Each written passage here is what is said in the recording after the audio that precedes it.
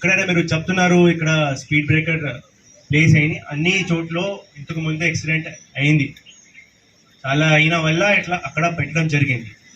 మనం అందరితో ఒకటే వినతి, మీరు ఒక లేన్లోనే వెళ్ళాలి. ఇప్పుడు ఈ మెయిన్లీ మీకు ఎక్కడ కనపడుతుంది అంటే అంటే టౌన్ ఏరియాలో ఎక్కువ కనపడుతుంది, అవునా కదా? ఈ రబ్బర్ స్ట్రిప్స్ ఏదైనా మీరు చెప్తున్నారు కదా, టౌన్ ఏరియాలో ఎక్కువ ఉంది.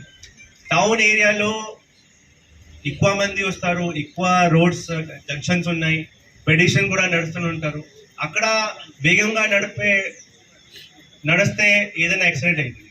ఆ వేగం తగ్గడానికి అది మనం రబ్బర్ స్ట్రిప్ అక్కడ పెట్టడానికి మనం చెప్పినాం నేషనల్ హైవే అథారిటీకి and state highway authority. So అక్కడ మీరు బండి కొంచెం స్లోగా నడిస్తే ఏముండదు. మనం కూడా అది చెప్తున్నాం, బండి టౌన్ ఏరియాలో